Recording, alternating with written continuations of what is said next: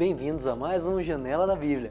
Aqui nós deciframos um pouco do conjunto simbólico, dos mistérios da Bíblia, mas sempre com a intenção de nos encontrar com esse Jesus que fala por meio das Escrituras, já que desconhecer as Escrituras também é desconhecer a Cristo. No programa de hoje nós vamos falar de uma coisa bastante assustadora.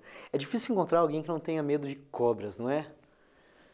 A imagem bíblica já nos mostra a serpente terrível que assola o jardim, primitivo, lindo, maravilhoso, todo feito por Deus com cuidado para o homem, mas existem coisas terríveis. A serpente na Bíblia, ela geralmente é vista em um sentido bastante negativo. No entanto, nós temos algumas passagens em que ela é colocada como símbolo de cura e da presença de Deus. O próprio Jesus, a gente vai ver lá no finalzinho, que ele também é comparado com uma serpente. Portanto, hoje nós estamos diante de maldições e da cura. Entre a maldição e a cura, como será que funciona o simbolismo da serpente no mundo bíblico?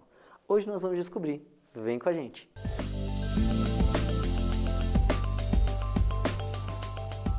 Na fauna de Israel, na verdade, as serpentes são bastante conhecidas e bastante frequentes. Alguns relatos antigos vão dizer que, no meio do deserto, para alguns viajantes, eles olhavam ao longe e viam como que um mar de serpentes, de tão presentes que elas estavam. Existem, na verdade, na fauna de Israel, 40 espécies diferentes de serpentes, do qual 9 mais ou menos são venenosas. E se a gente amplia um pouco a visão para o mundo bíblico no geral, reunindo Egito, Pérsia, Mesopotâmia e outros povos, nós vamos ter até 200 tipos diferentes de serpentes, que na Bíblia são conhecidos, na verdade, por vários nomes. Olha só, Petem, Cefifon, Akshuv, Saraf, nomes bonitos, né? São terríveis ali os nomes no hebraico. Mas, na verdade, o termo mais comum para definir serpente é Nahash, que geralmente vai aparecer como a serpente ruim, como aquela do Gênesis. Nahash é a víbora tentadora, a víbora esperta, mas que geralmente não funciona para o bem, funciona para o mal. Qual o problema? O próprio Jesus vai dizer assim: sede prudentes como as serpentes, mas mansos como as pombas. As serpentes, ao mesmo tempo que são vistas como um animal bastante complicado pelo Nahash, elas também são vistas como sinal de sabedoria, de prudência, de bênção. De onde será que tudo isso vem no mundo de Israel? O constante contato do povo de Israel com os povos vizinhos faz com que muitos dos símbolos e das características sociais, culturais, fenomenológicas sejam como que trocadas, intercambiadas em um processo bastante contínuo, já que por muito tempo também Israel viveu como nômade no deserto, sem uma residência fixa. Então tinha contato com persas, babilônicos, hititas, mesopotâmicos, com o que depois vai se tornar o reino de Damasco, com os egípcios. E nesse contato muita coisa vai acabando se misturando, como por exemplo o significado da serpente, que era bastante vista, era um animal que estava bastante presente no conjunto simbólico dos povos vizinhos de Israel. Por exemplo, em uma região bastante próxima de Israel chamada Timná, foi encontrada essa serpente. Uma serpente feita de bronze, com mais ou menos de 12 a 13 centímetros, que estava no lugar mais central de um templo, de um antigo templo.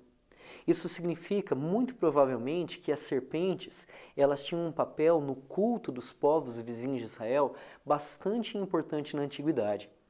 E assim, quando nós estudamos um pouco desses povos, nós vamos entendendo alguns símbolos que a serpente atrai para si.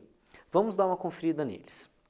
O primeiro símbolo da serpente, na antiguidade, é o símbolo do bem e do mal. Muitas vezes ela representa tanto o bem quanto o mal. Por exemplo, existe um relato da criação dos babilônicos que é o Enuma Elish, chamado Enuma Elish.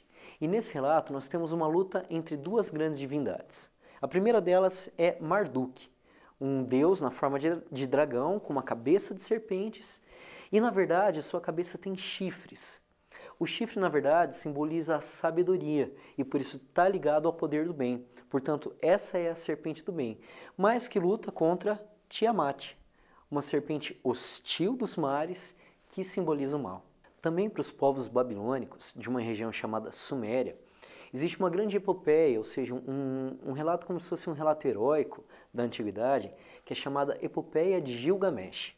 O herói dessa história chama-se Gilgamesh, uma história bastante interessante, tem vários paralelos com o relato de Adão e Eva ali do Gênesis, Porque lá também tem um paraíso. E dentro do paraíso, da epopeia de Gilgamesh, existe uma planta que confere ao homem a imortalidade. Quando o herói é enviado para o jardim para pegar a planta da imortalidade, Gilgamesh se depara com um assalto. Na verdade, a serpente já havia roubado a planta da imortalidade. E assim que aqui, na epopeia de Gilgamesh, a serpente é aquela que tem então o poder da vida, já que ela tem a planta da imortalidade. E é assim que muitas vezes nos povos antigos, a serpente ela é aquela que dá a vida, mas também pela sua mordedura forte, ela é aquela que confere a morte. É assim, por exemplo, com o povo de Israel, uma passagem de Números em que as serpentes são enviadas por Deus, mordem o povo e muita gente morre em Israel. Nós temos também outro significado bastante interessante dentro da vida e da morte, quando nós vemos a simbologia egípcia. Lá no Egito, essa serpente aqui, ela está bem aqui embaixo, aos pés do homem, né? Ela é apresentada como o primeiro deus, chamada Atum, um nome estranho, né? Essa serpente, ela é aquela que na narrativa da criação do mundo pelos egípcios, ela sai das águas e aí então ela como que cospe todos os outros deuses, todo o outro panteão e todas as coisas que existem ali para os egípcios. Então ela ocupa o papel central na criação e assim ela simboliza aquilo que não morre. Ela é, na verdade, a guardiã da imortalidade para os egípcios. Então nós estamos vendo um pouco de como a serpente estabelece significados importantes para alguns povos da antiguidade. E para o povo de Israel, como será que funciona? Daqui a pouquinho a gente volta para responder um pouco dessas dúvidas bíblicas.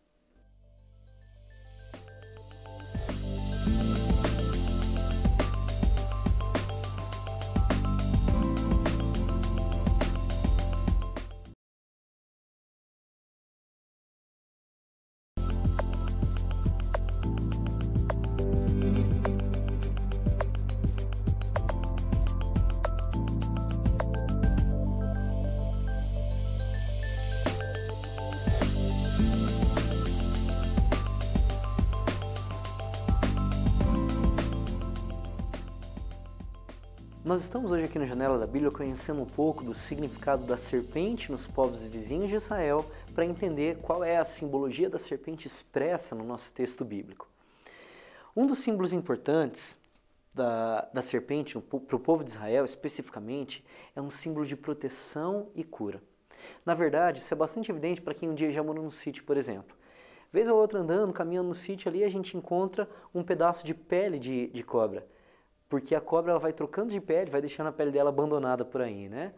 Quando os povos da antiguidade viam a serpente trocando de pele, eles também imaginavam que ela ia como se autocurando. E assim, muitas vezes a serpente ela vai sendo vista como um animal que é capaz de curar. É nesse sentido, por exemplo, que lá no Egito, sempre que os guerreiros iam para a batalha, se colocava como se fosse um poleiro, um bastão bastante grande, bastante alto, que em qualquer lugar do campo de batalha era possível olhar para cima e ver esse bastão. Em cima dele tinham os animais importantes para os egípcios e muitas vezes tinha a serpente, para que quando o guerreiro, no meio da batalha, se sentisse sem forças, cansado, ele olhasse para cima e lá ele tivesse as suas forças todas restauradas por essa serpente que estava no alto. Também no mundo egípcio, era muito comum que os sacerdotes e o povo comum trouxessem até contra as picadas das próprias serpentes, pequenos amuletos em formato de serpente. Olha só, esse amuleto aqui ele foi encontrado em torno do pescoço da múmia do faraó Tutankhamon. E vários outros pequenos amuletos de serpente foram encontrados dentro das pirâmides e dentro das tumbas egípcias. Justamente por ela estar ligada à vida e à morte e também à cura, muitas vezes a serpente estava associada aos principais deuses dos panteões, ou seja, dos conjuntos de deuses da antiguidade. Por exemplo, entre os cretas, a chamada grande deusa dos panteões, do panteão, ou Dictna, ela tinha nas mãos serpentes.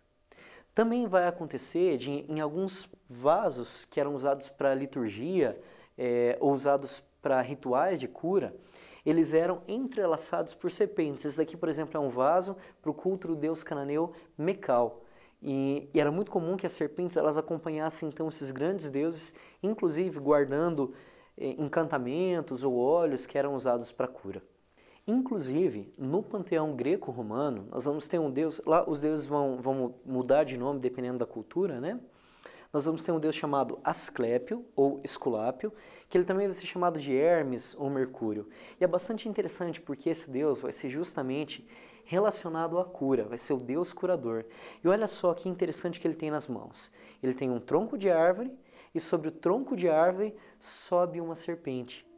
Na verdade, é justamente essa ideia do deus Asclépio que vai dar origem ao símbolo moderno da medicina, que nós chamamos de bastão de Esculápio, né? É o bastão desse deus, que vai ser um bastão com duas serpentes entrelaçadas. Na verdade, era esse símbolo que era usado lá na Associação Médica de Atenas.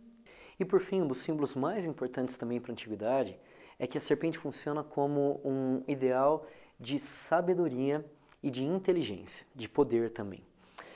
Por exemplo, o uréu egípcio é uma serpente que fica em um diadema real. Ele era usado tanto nos diademas do dia a dia quanto nas máscaras fúnebres. Olha aqui, por exemplo, uma máscara fúnebre egípcia que ela tem essa serpente junto de um abutre, o abutre tem outro significado, mas a serpente ali ela é quase que como uma entidade, que ela escuta da deusa Ísis todos os segredos do universo e transmite então ao faraó tudo aquilo que ele precisa saber para governar com sabedoria e com poder. É um pequeno número ali de iniciados no mundo espiritual do Egito. Esse conjunto todo de imagens vai todo ser empregado na Bíblia, para também trazer para a Bíblia não só um significado negativo para a serpente, mas também um significado positivo, à medida que ela vai se associando a Deus. Portanto, se Gênesis, no capítulo 3, mostra uma serpente terrível que entra no Éden e acaba com toda a paz e a harmonia que existia na criação de Deus, também essa serpente vai depois ser simbolizada pelo próprio Deus. Essa imagem está mostrada aqui, em Números do capítulo 21. Quando o povo de Israel peca, perdem a paciência, falam contra Deus e contra Moisés, e aí então Deus envia um grande castigo. Esse castigo é feito em forma de serpente, serpentes abrasadoras, ou seja, serpentes que mordem como fogo, chegam, picam o povo e diz que uma grande parte de Israel morre por conta dessas serpentes. Aqui é a imagem ruim, a imagem negativa da serpente no mundo de Israel. Entretanto, o povo se arrepende, chora para Moisés, fala: Moisés, pede para Deus para que nos livre dessas serpentes. A resposta de Deus é bastante interessante. Deus diz assim: Moisés, vai, pega uma serpente, constrói uma serpente de bronze e coloca ela sobre uma haste alta, para que todo aquele que for picado olhe para ela e, olhando para ela, seja curado. Portanto, aquela serpente, que é em primeiro lugar um instrumento de maldição, depois ela é colocada como sinal da cura divina, relacionada quase que ao próprio Deus. Mas aqui a gente tem algumas diferenças. A serpente, naturalmente, ela é um animal que anda com as suas partes, que supostamente seriam mais nobres, que são os rins para o mundo judaico, arrastando no chão. Como ela arrasta o seu ventre no chão, ela é considerada um animal maldito. Mas, ao mesmo tempo, quando Deus pede para que seja construída uma serpente de bronze, essa serpente já não está mais no mundo terrestre, no mundo do chão. Essa serpente é levantada. E quando ela é levantada, assim como os bastões no meio da guerra no Egito, que nós comentamos, todo aquele que olha para ela já não vê mais um sinal de maldição. Agora vê para ela um sinal de bênção e de cura. E é assim que o mesmo Deus que havia sido relacionado ao castigo e às serpentes, ele é nessa passagem o Deus que cura e que cura por meio das serpentes. Ou seja, é o Deus que é capaz de ressignificar a dor e de transformar a dor em cura, salvação e em paz para aqueles que o buscam. E é justamente essa imagem que o próprio Jesus vai usar quando ele se refere a essa serpente do deserto. Jesus vai dizer que, como Moisés levantou a serpente no deserto, assim é necessário que seja levantado o Filho do Homem. Jesus também diz que, quando eu for elevado da terra, atrairei todos a mim. Com Deus há um novo significado para aquilo que é instrumento de dor. Com Jesus também o grande instrumento de dor, a cruz, nele é elevado a um novo significado, como o grande elemento do amor entre Deus e os homens. Estudando um pouco das serpentes nos povos antigos e no povo de Israel, uma coisa nós podemos dizer para encerrar esse programa de hoje, que Deus é sempre capaz de ressignificar a nossa dor, porque Ele é o Deus da vida, Ele é o Deus da cura. E com Ele, tudo aquilo que é terrestre, tudo aquilo que é humano e doloroso, ganha novos ares, novas cores e um novo odor, que é o odor divino. Na próxima semana nós estamos juntos para sentir esse odor que emerge da palavra de Deus. Até lá!